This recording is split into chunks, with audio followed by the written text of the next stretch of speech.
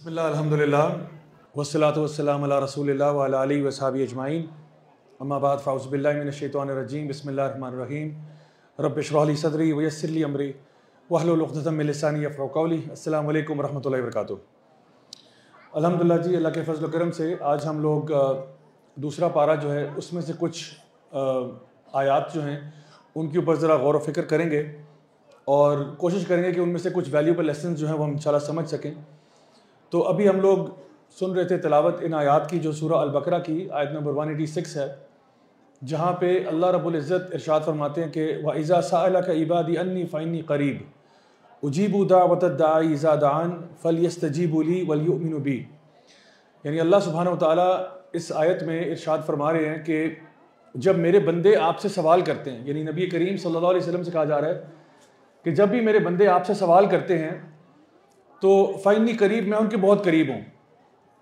अब ये सबसे पहला नुक्ता यहाँ पे नोट करने वाला ये है कि अल्लाह रब्बुल इज़्ज़त ये कह रहे हैं कि जब मेरे बंदे आपसे मेरे बारे में सवाल करते हैं कि भाई अल्लाह कहाँ है, हम अल्लाह को कैसे पुकारें। इसके पीछे एक पूरी रिवायत है कि सहाबा जो थे उनको लगा कि शायद हमें ना अल्लाह को पुकारना है तो बहुत ऊँचा पुकारना पड़ेगा, जैसे कि बहुत ऊंची आवाज़ देनी पड़ेगी कि या अल्लाह ये मेरा मसला है, यानी कि बहुत ऊपर अल्लाह ताला तो अर्रहमान वल अर्श इस्तवा, वो तो अपने अर्श पे मुस्तवी है, तो हमें बहुत ऊंची आवाज़ें लगानी पड़ेगी या कुछ करना पड़ेगा। तो अल्लाह ताला ने ये आयत नाज़िल की कि जब मेरे बंदे आपसे मेरे बारे में सवाल करें फ़इन्नी करीब। अच्छा, यहाँ पे इतना करीब है अल्लाह ताला हमारे से, हमारी शहरक से ज़्यादा करीब है। अल्लाह ने यह भी नहीं कहा कि व इज़ा सअलका इबादी अन्नी कुल फ़इन्नी करीब, कह दीजिए उनको कि मैं बहुत करीब हूँ। अल्लाह ताला खुद ही कह रहे हैं कि मैं करीब हूँ, आप उनको ना कहें, मैं खुद ही बता देता हूँ। यानी अल्लाह ताला इतना करीब है कि नबी करीम सल्लल्लाहु अलैहि वसल्लम को भी ये नहीं कहा कि आप उनको कह दीजिएगा कि मैं बहुत करीब हूँ। अल्लाह ताला डायरेक्टली खुद बता रहा है फ़इन्नी करीब। तो पहली बात ये, अल्लाह ताला हम सब के दिलों के हाल भी जानता है। यानी इसमें पता ही चला कि अल्लाह ताला अस्समी है, अल-बसीर है। आपकी जो डीपेस्ट विशेज़ होती हैं, डीपेस्ट डिज़ायर्स होते हैं, वो अल्लाह ताला जानता है। तो आप चाहे दिल में ही सोच लें, अल्लाह ताला आपकी दुआ सुन रहा होता है। आप अपने हल्का सा विस्पर भी करें तो अल्लाह ताला वो आवाज़ सुन रहा होता है। आप रात की तन्हाई में बिस्तर में लेटे हुए हैं, आपके दिल में ख्याल भी आया, अल्लाह ताला वो ख्याल सुन लेता है आपका। आगे फरमाया उजीबु दावतद दाई इज़ा दान, अल्लाह ताला उनकी पुकारों को सुनता है जब भी वो अल्लाह को पुकारते हैं। अब यहाँ पे फिर रुक जाइए जरा, अल्लाह सुब्हानहू तआला फरमा रहे हैं अल्लाह पुकारों को सुनता है, यानी अल्लाह ताला हर पुकार को सुनता है। कब सुनता है? जब भी वो पुकारते हैं। अब चाहे आप अल्लाह ताला को मुसल्ले पर बैठकर पुकार रहे हैं, चाहे आप ट्रेन में पुकार रहे हैं, चाहे आप हवाई जहाज में पुकार रहे हैं, चाहे आप उठ के फौरन पुकार रहे हैं, चाहे आप सोने से पहले पुकार रहे हैं, जिस टाइम भी अल्लाह ताला को आप पुकारते हैं, अल्लाह ताला आपकी पुकार सुनता है। दुनिया में कहीं पे भी ऐसी हमारी डील किसी के साथ नहीं है कि जहाँ पे आपने किसी ऑफिसर के पास गए हो कोई फरियाद लेकर और आपने कहा कि भाई मैं उसको रात को 2 बजे अगर फ़ोन करूंगा तो मेरी बात सुन लेगा, वो आपको बाहर निकाल देगा। आप उसको ऑफिस आवर्स में भी मिलने जाएंगे तो हो सकता है कि 2 घंटे बाहर वेट करवाए आपको। अल्लाह रब्बुल इज़्ज़त जो है खालिक़ कायनात कहता है कि जब भी मुझे पुकारते हैं मैं सुन लेता हूँ। कोई वेटिंग पीरियड नहीं है कि पहले ये बंदा 2-3 महीने होल्ड करे उसके बाद मैं इसको सुनता हूँ। अल्लाह ताला फरमाते हैं कि मैं फ़ौरन उनकी दुआएं सुन लेता हूँ। तो पता ही चला अल्लाह ताला हमारे दिल के हालात से भी वाकिफ़ है। अल्लाह ताला हमारी पुकारों को सुनता है और जब भी हम पुकारते हैं अल्लाह ताला सुन लेता है। चाहे आप अपने घर में बैठे हों, चाहे आप मस्जिद में हो, चाहे कहीं पे भी हों, अल्लाह ताला आपकी पुकार सुन सकता है।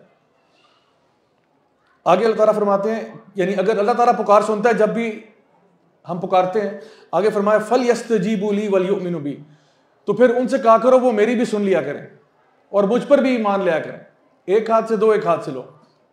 हम चाहते हैं अल्लाह हमारी सारी सुने और हम अल्लाह की एक ना सुने। यानी अल्लाह ताला फरमा रहे हैं मैं तुम्हारी सारी पुकारें सुनता हूं। तो अल्लाह ताला फरमाते हैं फलयस्तजीबू ली वलयुमिनु बी, तो फिर मेरी भी सुन लिया करो। मैं तुम्हारी सुनता हूं तो मेरी भी सुन लिया करो और मुझ पर ईमान ले आया करो अगर तुम हिदायत पर रहना चाहते हो तो। अगर तुम हिदायत पर रहना चाहते हो तो, जिस तरह कल मैंने आपको मिसाल दी थी कि अगर कोई फ्रूट वाला यहाँ बाहर से गुजर रहा है और वो नारा लगाता है कि जी 100 रुपये दर्जन, 100 रुपये दर्जन, तो हमें यकीन है इस बात का कि अगर हम उसको 100 रुपया देंगे तो वो दर्जन ही देगा आइटम। अल्लाह ताला कह रहा है कि मैं तुम्हारी सुनता हूं, तू भी अब मेरी सुन ले। ट्रांजैक्शन है ना, एक हाथ से दो, एक हाथ से लो। मैं तुम्हारी सुनता हूं, तुम भी मेरी सुनो। इसीलिए मैं आपको बताऊं कि अगर आप चाहते हैं कि आपकी दुआओं में जोर पड़ जाए, आपकी दुआओं में जिद्दत पैदा हो जाए, आपकी दुआओं में एक असर आ जाए, तो क्या करें? ज्यादा से ज्यादा अल्लाह ताला की अताअत करें। हम क्यों नेक बंदों के पास जाते हैं, कहते हैं जी भाई हमारे लिए दुआ कीजिएगा, शेख हमारे लिए दुआ कीजिएगा, हजरत हमारे लिए दुआ कीजिएगा। क्यों? उम्मीद होती है कि शायद ये बंदा अल्लाह के करीब है। तो ये आप भी तो हो सकते हैं, उसको कोई सुखाब के पर तो नहीं लगे हुए। वो भी तो इंसान ही है आप जैसा। तो आप अगर नेक हो जाएं, आप अल्लाह की बात मानना शुरू कर दें, तो सबसे ज्यादा असर तो आपकी दुआ में होगा, क्योंकि जिस शिद्दत से आप अपने लिए दुआ मांग सकते हैं उतनी शिद्दत से कोई भी नहीं मांग सकता आपके लिए। लोग होते हैं, आते हैं, कहते हैं जी ये हमारे लिए दुआ कीजिएगा फलां, ठीक है दुआ कर देंगे हम लोग, लेकिन जिस शिद्दत से आप कर सकते हैं अपने लिए दुआ, वो तो मैं नहीं कर सकता, या कोई बंदा भी और आपके लिए नहीं कर सकता, जो आप अपनी फीलिंग्स रखते हैं। तो पहली चीज जो हमने सीखी आज वो ये कि अल्लाह रब्बुल इज्जत जो है वो दुआओं को सुनता है जब भी हम उसको पुकारते हैं। नबी करीम सल्लल्लाहु अलैहि वसल्लम की हदीस है अबू दाऊद की, आपने फरमाया अद्दुआ हुवल इबादा, दुआ जो है वो बजाते खुद इबादत है। यानी कि वैसे मैं आपको बताऊं कि यानी दुआ मांगना भी एक इबादत है, नमाज पढ़ना इबादत है, रोजा रखना इबादत है, तिलावत कुरान इबादत है, दुआ मांगना भी इबादत है। और वैसे आप देखें ना, किसी बंदे को अगर आप बार बार किसी चीज मांगे उससे कि भाई ये दे दो, फॉर एग्जाम्पल किसी से पैसे मांग रहे हैं हम बार बार, आप कहते हो भाई 1000 रुपया दे दो, 10,000 दे दो, 15,000 दे दो, 20,000 दे दो, कुछ अरसे के बाद वो तंग आ जाएगा आपसे, कहेगा यार बस करो यार, तुम हर वक्त ही मांगते रहते हो। अल्लाह रब्बुल इज्जत का मामला इसके ऑपोजिट है। अल्लाह ताला पसंद करता है जब अल्लाह से मांगा जाए, और अल्लाह ताला ये नहीं पसंद करता कि बंदा अल्लाह से नहीं मांग रहा। लोग मांगने से ना तंग आ जाते हैं, लोग मांगने से तंग आ जाते हैं, अल्लाह ताला तंग नहीं आता, बल्कि अल्लाह ताला चाहता है कि आप अल्लाह से मांगे और किसी से ना मांगे। नबी करीम सल्लल्लाहु अलैहि वसल्लम की हदीस है, आपने फरमाया कि अगर तुम्हारे जूते का तस्मा भी टूट जाए वो अल्लाह से मांगो, बड़ी से बड़ी चीज भी अल्लाह से मांगो, छोटी से छोटी चीज भी अल्लाह से मांगो, कुछ भी हो जाए सबसे पहले अल्लाह से दुआ करो कि या अल्लाह ये मुझे अता फरमा दे, छोटी चीज हो बड़ी चीज हो, तो अल्लाह ताला पसंद करता है। इसीलिए दुआ मांगना इबादत है। आप दिल खोल के जितनी चाहे दुआएं मांगना चाहें आप मांगें। अगर हमें एहसास हो जाए ना इस बात का कि दुआ इबादत है, आप यकीन करें हम चाहें हमारा हर सांस दुआ में ही निकले, बस इतनी बड़ी अहमियत है दुआ मांगने की। अब मैं आपके सामने एक हदीस भी पेश करता हूं और उससे पहले एक बात बयान करता हूं कि हम सब चाहते हैं कि हमारे पास कोई ऐसी वजीफा हमारे सामने आ जाए, कोई ऐसे अल्फाज हमारे पास आ जाएं जिनसे अगर मैं अल्लाह को पुकारूं तो मेरे मसले हल हो जाएं। हर बंदा चाहता है, पूछते हैं एक दूसरे से ना कि भाई बताइए कोई वजीफा बताइए जी, आजकल रिस्क में बड़ी तंगी है, कोई वजीफा बताइए जी, कोई अल्फाज ऐसे, कोई मैजिक वर्ड्स तो ऐसे बताएं, मैं किन अल्फाज से अल्लाह को पुकारूंगा, वो कौन से कलिमात अदा करूंगा कि मेरी मुश्किलें टल जाएंगी, मेरे रिस्क में इजाफा हो जाएगा, मुझे अल्लाह नेक और साले औलाद अता फरमा देगा, मेरा रिश्ता जो खराब हुआ हुआ है मेरे फैमिली मेंबर्स के साथ वो ठीक हो जाएगा, मुझे बताएं कोई ऐसे कलिमात अदा कर दूं। तो अब ये चीजें कौन बताएगा आपको? जाहिर सी बात है नबी करीम सल्लल्लाहु अलैहि वसल्लम आपको बताएंगे कि असल कलिमात कौन से हैं जिनसे अल्लाह ताला को पुकारा जाए। सबसे अच्छे कलिमात जो आपको मिलेंगे या तो वो कुरान मजीद में होंगे, अल्लाह ताला को पुकारने वाले। वैसे तो हर बंदा जैसे चाहे अल्लाह को पुकारे, कोई मसला नहीं इंशाल्लाह, आप अपनी जुबान में दुआ मांगे, नो प्रॉब्लम, दिल से मांगे इंशाल्लाह। लेकिन जो सबसे अच्छे अल्फाज होंगे वो आपको कुरान मजीद में मिलेंगे, या फिर उसके बाद नबी करीम सल्लल्लाहु अलैहि वसल्लम की हदीस मुबारक में मिलेंगे कि नबी ने अल्लाह को ऐसे पुकारा था। अब इमाम बुखारी जो है वो ये बात रिवायत करते हैं अनस बिन मालिक के बारे में रज़ियल्लाहु अन्हु कि वो फरमाया करते थे कि जो सबसे ज्यादा मांगी वाली दुआ जो है ना नबी करीम सल्लल्लाहु अलैहि वसल्लम की, वो कौन सी है? अब रुक जाएं जरा एक सेकंड के लिए। नबी करीम सल्लल्लाहु अलैहि वसल्लम ने कोई दुआ अगर एक दफा भी मांगी हो जो रहमतल लिल आलमीन है, लक़द कान लकुम फी रसूलिल्लाहि उस्वतुन हसना, उन्होंने कोई दुआ एक भी दफा मांगी हो तो हमारे लिए वो पूरी उम्मत की दुआएं एक पलड़े में है, उनकी वो एक दुआ दूसरे पलड़े में।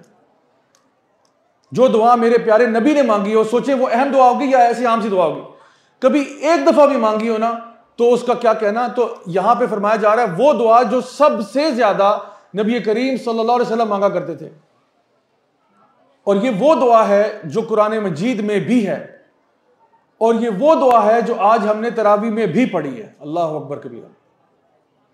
वो दुआ जो नबी करीम सबसे ज्यादा मांगा करते थे कुरान मजीद के अंदर ना, मेरे अपने जो उस्ताद हैं अल्लाह ताला उनको लंबी उम्र अता फरमाए, डॉक्टर फजल लाई साहब, उन्होंने एक जगह पर 123 दुआएं जो है कुरान मजीद में से निकाल के एक्सट्रैक्ट की। पूरे कुरान मजीद में ढेरों दुआएं हैं, पूरे यानी रब्बा हम जो ना रब्बाना वाली, अल्लाहुम्मा वाली, बेशुमार दुआएं 123 तो उन्होंने साइड पे की हैं।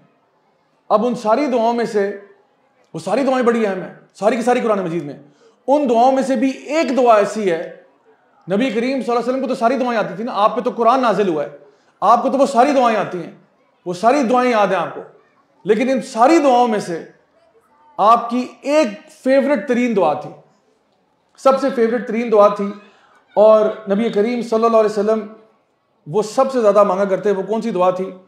वो थी रब्बना आतिना फिद दुनिया हसना व फिल आखिरति हसना व क़िना अज़ाबन नार। ये वो दुआ है जो नबी करीम सल्लल्लाहु अलैहि वसल्लम सबसे ज़्यादा मांगा करते थे। अब आप सोचें कि ये वो दुआ जो नबी करीम सबसे ज़्यादा मांगा करते थे, ये कोई अहम दुआ है या कोई अहम दुआ नहीं है? ज़ाहिर बात है, ये तो बहुत अहम दुआ है। नबी करीम सल्लल्लाहु अलैहि वसल्लम को सारी दुआओं का इल्म है जो कुरान मजीद में मौजूद हैं और इसके अलावा भी, लेकिन आपने एक दुआ को चुन लिया। अनस बिन मालिक जो है नरेट करते हैं कि ये तो उनकी फेवरेट तरीन दुआ है जो आप मांगते थे, और ये वो दुआ है जिसमें दुनिया और आखिरत की जितनी भी खैर हो सकती है वो सारी एक छोटी सी दुआ में मांगी गई है अल्लाह ताला से। अब असल बात यह कि इस दुआ का माना क्या है। माने के बारे में हमारे मुफस्सिरीन ने बहुत कुछ कहा है, लेकिन मैं आपके सामने इसको ब्रेक डाउन करके हाफिज़ इब्न हजर, बल्कि हाफिज़ इब्न कसीर जो हैं रहीमहुल्लाह, उन्होंने जो मेंशन किया वो आपके सामने बयान करता हूँ।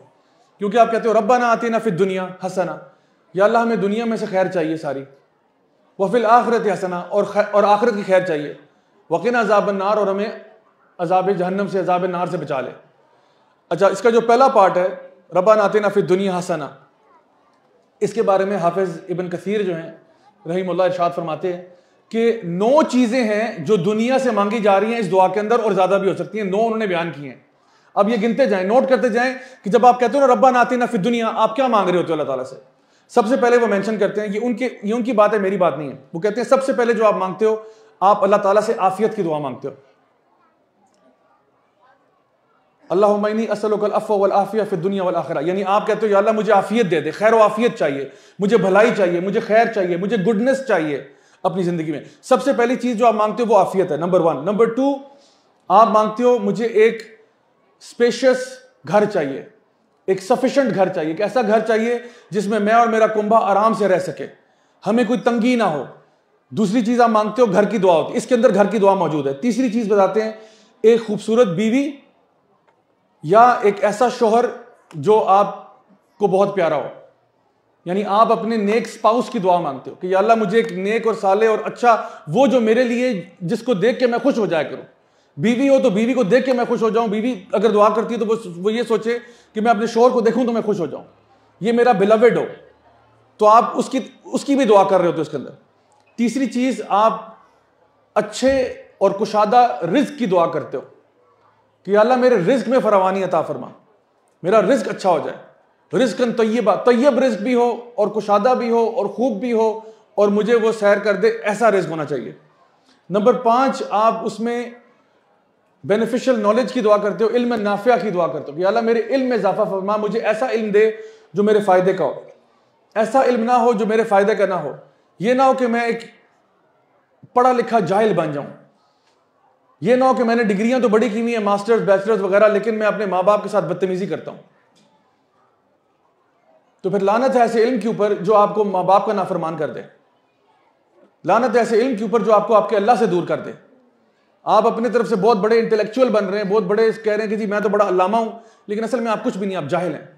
तो इल्म नाफिया, इसमें अल्लाह ताला से इल्म नाफिया की दुआ की जा रही है। नंबर 6 पे नेक और साले अमाल की दुआ की जा रही है कि मेरे अमाल अच्छे हो जाएं, मेरे अमाल नेकियों वाले हो जाएं, मैं अच्छे काम करूं, अच्छे अमाल करूं जिससे दुनिया वालों को भी फायदा हो और मुझे भी फायदा हो।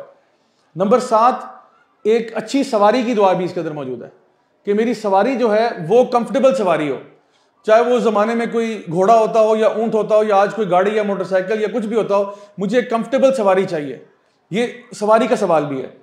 नंबर 8, ये कि लोगों की जुबानों पे उस इंसान का खैर का तज़किरा आ जाए, लोगों की जुबानों पे उस बंदे की तारीफ आ जाए, लोगों की जुबानों पे उस बंदे के लिए खैर की बात आ जाए। ये 8वीं चीज़ है जो इंसान मांग रहा होता है कि अल्लाह मेरा तज़किरा खैर से होना चाहिए, मेरा तज़किरा शर में नहीं होना चाहिए। और नंबर 9, नेक और साले औलाद की दुआ है। 9 चीज़ें समझ में आ गई। रब्बाना आतिना फिद दुनिया की सिर्फ तशरीफ फरमाई अभी उन्होंने, हाफिज़ इब्न कसीर ने, कि आफियत आ जाए, अच्छा घर हो, अच्छे स्पाउस हो, बीवी या शौहर अच्छा मिल जाए, रिज्क अच्छा हो जाए, इल्म अच्छा मिल जाए, नेक और साले अमाल हो जाए, अच्छी सवारी होनी चाहिए और लोगों की जुबानों पे मेरा खैर का तज़किरा होना चाहिए। और नंबर 9, नेक और साले औलाद। ये 9 चीज़ें हैं जो सिर्फ रब्बाना आतिना फिद दुनिया में, और इसके अलावा कितनी ज़्यादा है वो कहते हैं वो गिनी नहीं जा सकती। क्योंकि दुनिया में जितनी भी खैर, दुनियावी बात हो रही है, आखिरत की बात नहीं, दुनिया में जो खैर हो सकती है वो दुआ आप कर देते हो रब्बना आतिना फिद दुनिया कह के। उसके बाद फिल आखिरा क्या है कि आखिरत में भी खैर चाहिए, उसके बारे में 3 चीजें जो है ना बयान फरमाते हैं। आखिरत के बारे में कहते हैं नंबर 1, जब आप कहते हो कि रब्बना आतिना फिद दुनिया हसना व फिल आखिरति हसना, नंबर 1 इसमें क्या चीज है? इसमें जन्नत का सवाल है कि अल्लाह मुझे जन्नत चाहिए, मुझे जन्नत चाहिए। आखिरत में खैर का आला मकाम किया जन्नतुल फिरदौस। सबसे पहले इंसान जन्नतुल फिरदौस तलब कर रहा होता है इसमें, वो फिल आखिरत हसना कह के। दूसरा, वो तमाम क्वालिटीज मेरे अंदर आ जाएं जो जन्नती लोगों की होती हैं, वो तमाम क्वालिटीज मेरे अंदर आ जाएं जो जन्नती लोगों की हुआ करती हैं, कि मेरे दिल में इत्मीनान आ जाए। या अय्युहन नफ्सुल मुतमइन्ना इरजी इला रब्बिकी रादियतम मर्दिया, मेरे दिल में इत्मीनान आ जाए, मेरा दिल रिलैक्स हो जाए। जन्नत वाला बंदा रिलैक्स ही नहीं होगा तो क्या होगा? जन्नत में जो जाने वाला बंदा है वो पैनिक कर रहा होगा, वो स्ट्रेस और एंजाइटी में होगा। जो जिसको पता है वो जन्नत जा रहा है वो तो रिलैक्स हो जाएगा। तो चाहे पूरी दुनिया जो है ना उसमें खलबली मची हुई है, एंजाइटी है, लोगों के ऊपर प्रेशर है, ये बंदा रिलैक्स है। तो एक तो जन्नतुल फिरदौस का सवाल आ गया इसमें, वफिल आखिरत हसना में। दूसरा, जो क्वालिटीज हैं जन्नत वालों की, यानी कि रिलैक्स्ड पर्सनैलिटी हो जाए, इत्मीनान वाली नफ्स हो जाए, दिल में सुकून मिल जाए, बेचैनी और बेकरारी खत्म हो जाए, ये मेरे अंदर आ जाए। और नंबर 3, मेरा आसान हिसाब हो, अल्लाह मुहासिबना हिसाबन यसीरा, एक आसान हिसाब हो मेरा, मेरी अकाउंटेबिलिटी में भी टाइम ना लगे। जब मैं जाऊं क़यामत वाले दिन तो मेरा फौरन से मुझे जन्नत में भेज दिया जाए, मुझे ज्यादा वहां पे डिटेन ना किया जाए, मुझे वहां पे होल्ड ना किया जाए, मेरे से सवालों जवाब ना किए जाए, बस मेरा आसान हिसाब हो और मुझे जन्नत में दाखिल कर दिया जाए। और तीसरी चीज, वक़िना अज़ाबन नार का क्या मतलब है? कि मुझे अज़ाब जहन्नम से बचाया जाए, अज़ाब नार से बचाया जाए। और उसके बारे में वो इरशाद फरमाते हैं कि इसका मतलब है तमाम वो चीजें जो इंसान को जहन्नम में लेके जाती हैं उनसे पनाह मांगी जा रही है। तमाम वो चीजें जो इंसान को जहन्नम में लेके जाएंगी, और उससे पहले जितने भी किए हुए आमाल हैं कि अल्लाह मुझे हराम कामों से बचा, या जब आप कहते हो ना वक़िना अज़ाबन नार, या अल्लाह मैं हराम काम नहीं करना चाहता, या अल्लाह मैं हराम बिजनेस नहीं करना चाहता, या अल्लाह मैं लोगों के साथ हराम मामलात नहीं करना चाहता, या अल्लाह मैं कोई ऐसा काम नहीं करना चाहता जो मुझे अज़ाबन नार की तरफ धकेल दे। आज हमने पढ़ा था तरावी में भी कि ला तत्तबिउ खुतवात शैतान, कि खुतवात शैतान पे नहीं चलना हमने। उदखुलू फिस्सिल्मी काफा, पूरे के पूरे इस्लाम में दाखिल हो जाओ और शैतान के नक्शे कदम पे ना चलो। तो यहां पे पनाह मांगी जा रही है कि हमने शैतान के नक्शे कदम पर भी नहीं चलना, क्योंकि जब उसके नक्शे कदम पे इंसान चलेगा ऑटोमेटिकली वो जहन्नम के रास्ते पे जा रहा है, नार के रास्ते पे जा रहा है। काजी अयाज जो हैं वो इसके बारे में बयान करते हैं कि ये जो दुआ है इसमें तमाम जो खैर है दुनिया की या आखिरत की वो मांगी गई है, और इसके बाद कुछ भी नहीं रह गया मांगने के लिए। यानी आपने जो कुछ मांगना इसके बाद मांगना ही क्या है? आपने तो सभी कुछ मांग लिया। रब्बना आतिना फिद दुनिया हसना व फिल आखिरति हसना, आपने तो सभी कुछ मांग लिया, इसके बाद रह क्या गया है? और इसमें जो अज़ाब नार की जो आपने पनाह मांगी है उसमें शुबुहात से भी पनाह मांगी और शहवात से भी पनाह मांगी कि अल्लाह मैं शहवत के मसलों में ना पड़ जाऊं कि मैं अज़ाब जहन्नम की तरफ चला जाऊं, या मेरे दिमाग में दिल में शुबुहात ना पैदा हो जाए कि मैं डाउट में चला जाऊं अल्लाह के बारे में, अल्लाह के रसूल के बारे में, दीन इस्लाम के बारे में। तो बड़ी ही जामे किस्म की दुआ है ये। और इसी के बारे में सही मुस्लिम में यानी बयान फरमाया अनस बिन मालिक रज़ियल्लाहु अन्हु जो हदीस के रावी थे, जिन्होंने बताया कि नबी करीम सल्लल्लाहु अलैहि वसल्लम की सबसे पसंदीदा दुआ यही थी। उसी के बारे में अनस बिन मालिक का अपना रवैया। देखिए, हम में से बहुत सारे लोग ऐसे हैं जो बातें बड़ी करते हैं लेकिन शायद अमल नहीं करते। अल्लाह मुझे भी हिदायत दे और बाकी सबको भी कि हम कौल और फेल में तजाद ना हो, जो हम कहते हैं वो किया करें। अनस बिन मालिक ने जो हदीस सुनाई है कि नबी करीम सल्लल्लाहु अलैहि वसल्लम की सबसे पसंदीदा दुआ, मोस्ट रिसाइटेड दुआ ये थी। अब सही मुस्लिम में हदीस आ रही है कि अनस बिन मालिक का अपना रवैया क्या था। बयान फरमाया कि जब भी वो दुआएं ज्यादा मांगते थे तो कभी ऐसा नहीं हुआ कि उसमें यह दुआ शामिल ना हो। अनस बिन मालिक जब भी ज्यादा दुआएं मांगते कभी ऐसा नहीं हुआ कि उसमें यह दुआ शामिल ना हो, रब्बना आतिना फिद दुनिया हसना व फिल आखिरति हसना व क़िना अज़ाबन नार। और जब कभी एक दुआ मांगते तो वो यही दुआ मांगते और कोई दुआ ना मांगते। जब ज्यादा दुआ मांगते सुभान अल्लाह तो उसमें यह दुआ लाजमी होती, और जब कभी सिर्फ एक कोई दुआ मांगते और उसी का विर्द करते, बार बार मांगते, तो सिर्फ ये मांगते और कुछ ना मांगते अल्लाह से कि बस या अल्लाह तुझसे बस यही चाहिए, रब्बना आतिना फिद दुनिया हसना व फिल आखिरति हसना व क़िना अज़ाबन नार। इमाम इब्न अबी हातिम जो है वो रिवायत करते हैं कि अनस बिन मालिक रज़ी अल्लाह अन्हु के पास उनका एक स्टूडेंट आया, एक शागिर्द आया, और उसने कहा कि ये आपका भाई आपसे मिलने के लिए आया, तो आप इसके लिए ज़रा दुआ कीजिएगा। तो जब मिलने के लिए आया तो उन्होंने सलाम करने के बाद रब्बाना आतिना फिद दुनिया हसना व फिल आखिरति हसना चीज़ पढ़ दी। अब कुछ देर वो शख्स जो उनके साथ बैठा रहा, उसके बाद जाने का टाइम आ गया, तो उनके शागिर्द कहते हैं कि हज़रत इनके लिए ज़रा दुआ कर दीजिएगा। उनको अभी तक समझ नहीं, उनका कोई प्रॉपर दुआ करे ना, मतलब कि अल्लाह इसके रिज़्क़ में बरकत अता फरमाए, इसको माल दे, इसको नेक बीवी दे, इसको फलां दे। तो उन्होंने कहा ये तो जब आए था तो मैंने दुआ पढ़ दी थी, उसके अलावा पीछे क्या रह गया। अनस बिन मालिक अपने शागिर्द को बता रहे हैं कि जब ये दाखिल हुआ था मैंने दुनिया जहान के सारे खैर की दुआ मांग ली, अब कौन सी स्पेशल दुआ रह गई है पीछे, बस इतनी ही काफी है, रब्बाना आतिना फिद दुनिया ही काफी है, और क्या चाहता है मेरे से ये। इस कहते और पूछा उन्होंने, इनका क्या इससे बड़ी कोई दुआ है, क्यों इससे बड़ी दुआ है जो मैंने पहले ही मांग दी है। हम चाहते हैं हमें कोई पूरी पूरी कहानियां सुनाए, लंबी लंबी दुआएं सुनाए, बस पढ़ दिया एक दफा दुआ पढ़ दी, जाओ अब यहां से। वो कहते हैं ना आर्मी में, it's not the gun it's the man behind the gun. आपने एक दुआ कन्विक्शन से मांगी है, वही बहुत है, बजाय कि आप कहें मुझे पूरे कसीदे सुनाए जाएं दुआओं के ताकि मेरी आंखों में आंसू आ जाएं। बस एक दुआ मांगी है, दिल से मांगी है। सुभान अल्लाह, अल्लाह ताला सुन नहीं रहा, अल्लाह ताला हमारी दिलों के भी हालात से वाकिफ है। तो अनस बिन मालिक जिस जोश के साथ और जिस जज्बे के साथ उन्होंने दुआ मांगी, वो कहते हैं ये दुआ काफी है। ये वही दुआ है जो नबी करीम सल्लल्लाहु अलैहि वसल्लम ने हमें सिखाई कि जब आप उम्रा के लिए जाते हैं, हज के लिए जाते हैं, तो तवाफ करते हुए रुकन यमानी से लेकर हजर अस्वद के बीच में ये दुआ मांगी जाती है, और कोई दुआ नहीं है उस टाइम पे। यानी तवाफ करते वक्त भी एक खास पोर्शन है। आप कहां हैं? आप बैतुल्लाह में हैं। आप बैतुल्लाह में रुकन यमानी से लेकर हजर अस्वद तक कोई और दुआ नहीं है सिवाय रब्बाना आतिना फिद दुनिया हसना के। यानी हमारे करिकुलम के अंदर डाल दिया ये दुआ। जो बंदा हज और उम्रा के लिए जाएगा वो हो नहीं सकता ये दुआ ना मांगे अल्लाह से कि अल्लाह मुझे, और ये जितनी भी खैर है वो सोचे कि वो समेट रहा है। इसी के साथ इमाम मुस्लिम जो है एक हदीस बयान करते हैं कि नबी करीम सल्लल्लाहु अलैहि वसल्लम एक बीमार शख्स को मिलने के लिए गए, तो वो शख्स इतना बीमार था कि बिल्कुल सूख चुका था। बयान करते हैं जैसे चूजे की मानद सूख चुका था वो बिल्कुल।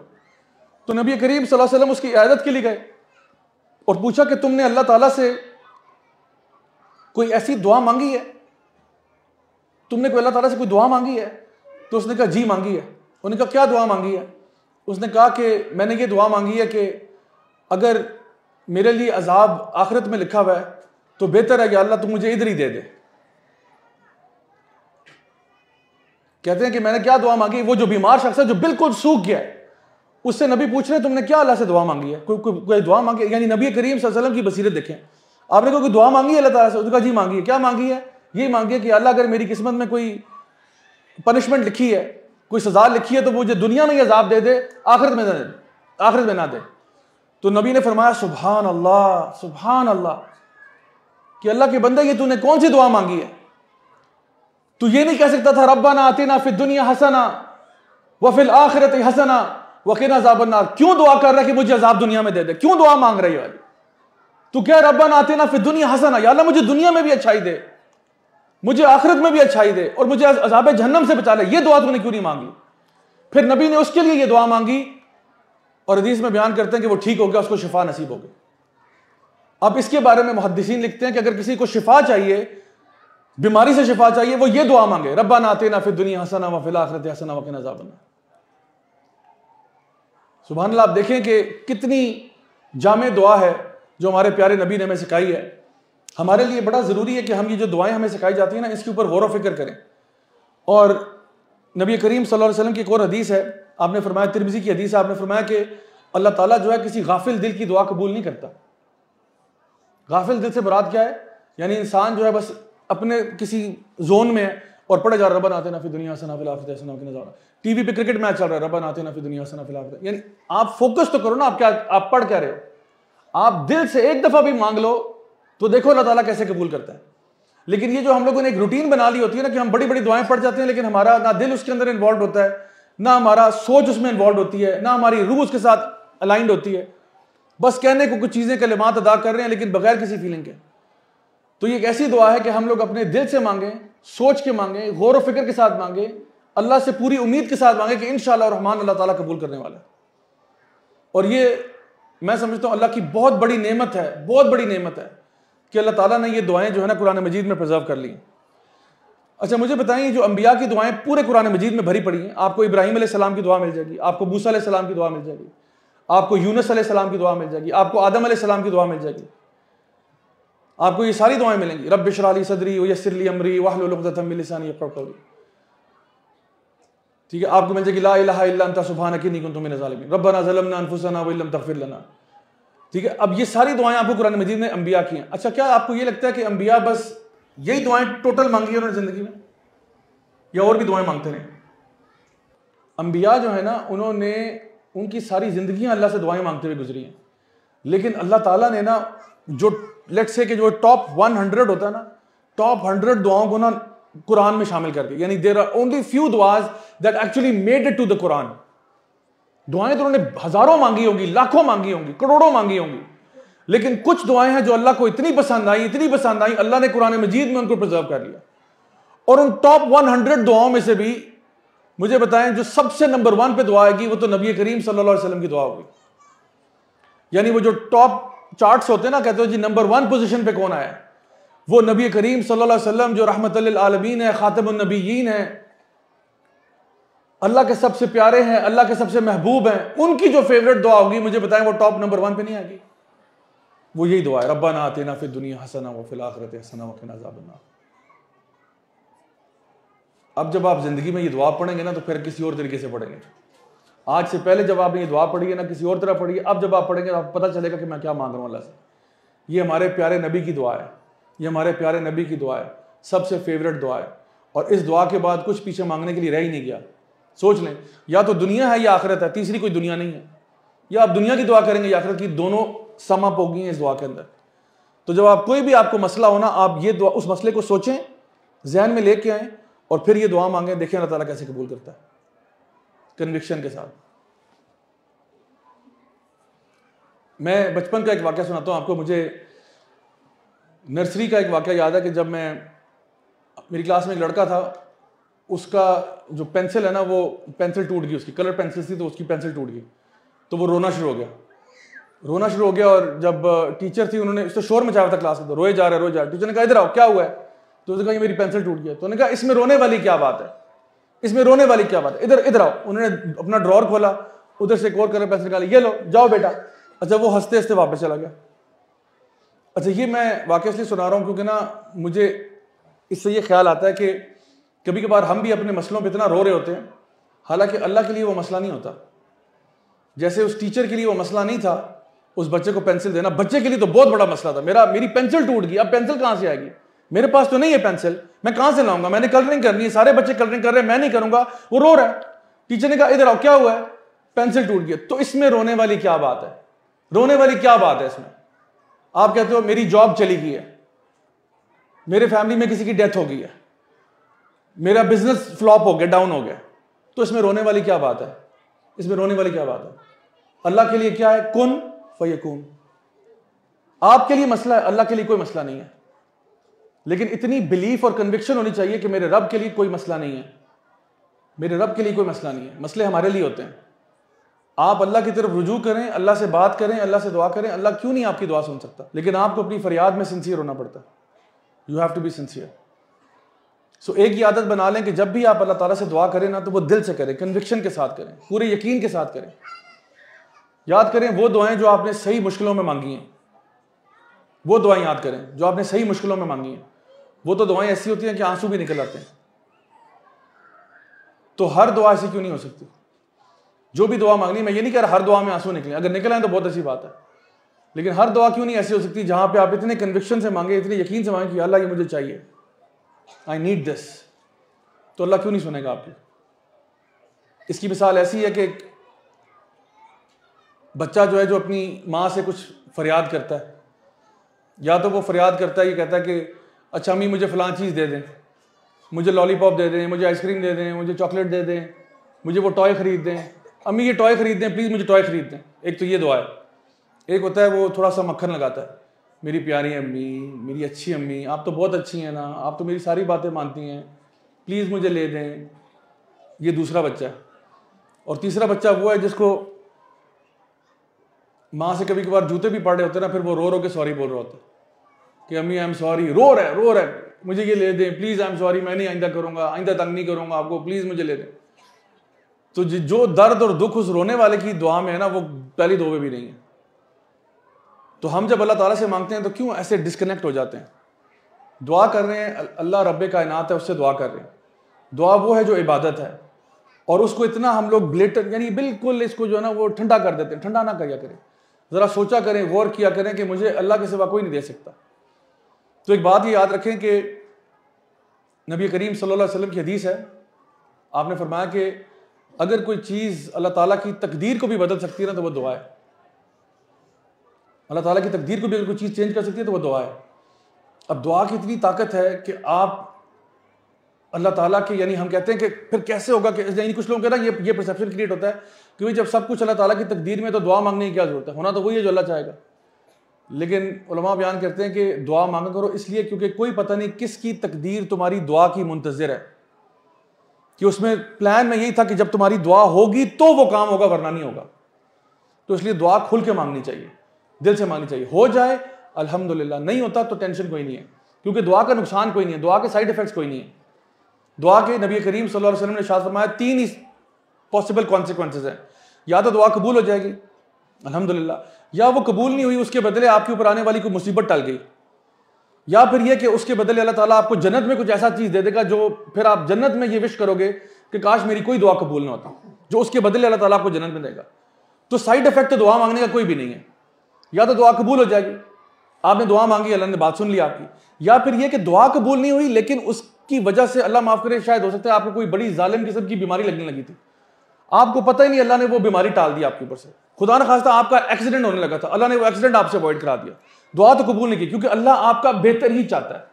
और जब क़यामत के दिन आपको पूरी तस्वीर नजर आएगी ना, तो तब पता चलेगा। देखिए हमें ये पता होता है कि ये हुआ और ये नहीं हुआ, अल्लाह ताला को ये पता है कि ये हुआ, ये नहीं हुआ, और अगर ये होता तो क्या होता, अगर ये होता तो क्या होता, अगर ये होता तो क्या होता, और अगर, यानी सारे जो ऑप्शन है ना वो अल्लाह ताला को पता है। यानी कहीं पे पहले जो हमारे यहाँ पे शादीशुदा लोग हैं, अगर कभी पहले आपकी कहीं बात चली थी, अल्लाह को यह भी पता अगर वहां हो जाता तो क्या होता, वहां पे औलाद कैसी होती है आपकी, वहां पे बीवी या शौहर कैसा होता आपका, वहां पे आपका अंजाम क्या होता, अल्लाह को सारा पता है। और अब जहां हुई है ये भी अल्लाह को पता है। और जो अल्लाह ताला ने औलाद आपको दी उसका क्या मामला है, और जो औलाद अल्लाह ने ले ली आपसे, किसी की औलाद की वफात हो गई, वो कैसा बनता या कैसी बनती वो अल्लाह को पता है। वो आपके लिए अजाब बनता या आजमाइश बनता है वो अल्लाह को पता है। यानी ये सारी चीजें अल्लाह नोज एवरीथिंग। तो जब भी कोई चीज होती है ना, तो अल्लाह ताला को पता होता है कि अल्लाह ने अगर एक दुआ आपकी नहीं सुनी है तो उसके बदले में कोई और मुसीबत अल्लाह ने डाल दी आपके ऊपर से। वो तो क़यामत के दिन पता चलेगा जब आप कहेंगे या अल्लाह तेरा लाख लाख शुक्र है तूने मेरी वो दुआ नहीं मांगी थी, जो ना उस टाइम पे कबूल नहीं की, क्योंकि ये दुआ छोटी थी, वो जो मुसीबत थी वो बहुत बड़ी थी, मुझे तो पता ही नहीं था। और शायद हो सकता है उलमा बयान करते हैं कि ये रब्बाना आतिना फिद दुनिया हसना की वजह से ही अल्लाह ताला ने चीजें डाल दी आपके ऊपर से, क्योंकि आपकी दुआ मांगते रहते थे या अल्लाह मुझे दुनिया में अच्छाई चाहिए, लेकिन जो आप मांग रहे थे वो अच्छाई नहीं थी, अल्लाह जानता था और आप नहीं जानते थे।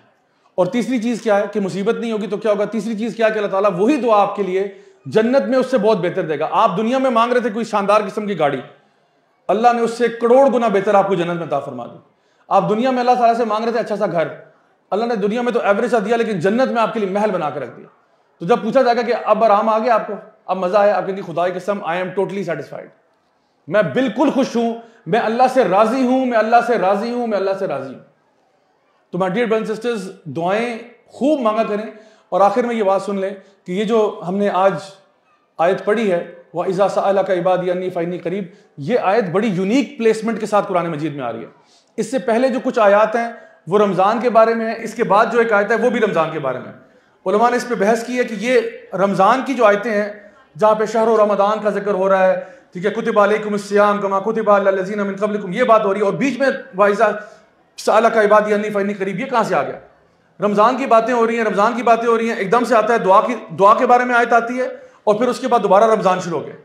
तो उलमा बयान करते हैं ये आउट ऑफ प्लेस नहीं है, क्योंकि रमज़ान दुआएं मांगने का महीना है, इसलिए इस आयत को इन रमज़ान वाली आयतों के बीच में रखा है कि बाकी सारा साल भी दुआएं मांगनी है, लेकिन रमज़ान में आपने खूब दुआएं मांगनी है, खूब दुआएं मांगनी। आप अपनी रूटीन बना लें कि मैंने फजर की नमाज के बाद, जोर के बाद, इस नमाज से पहले, उस नमाज से पहले, यानी अजान और इकामत के बीच में, बस ये दुआओं का महीना है, मांगो जितना मांगना है। अल्लाह ताला की रहमत ठाठे मार रही है, जन्नत के दरवाजे खुले हुए, जन्नत के दरवाजे बंद हैं, जो मांगना है अल्लाह से मांगो, यही वक्त है। ये महीना आया हुआ फिर चला जाएगा, उसके बाद ये महदूद मुद्दत के लिए ऑप्शन खुला आपके लिए। सो ये रमजान का महीना खूब अल्लाह से दुआएं मांगे इस नियत के साथ कि अल्लाह रब्बुल इज्जत हमारी पुकार को सुनता है और अल्लाह बेहतर जानता है और मेरी दुआ कभी ज़ाया नहीं होगी, इंशाअल्लाह रहमान उसका फ़ायदा ही फ़ायदा होगा। अल्लाह ताला हम सबको अमल करने की तौफीक अता फरमाए। जज़ाकुमुल्लाहु खैरन। वस्सलामु अलैकुम व रहमतुल्लाहि व बरकातुहू।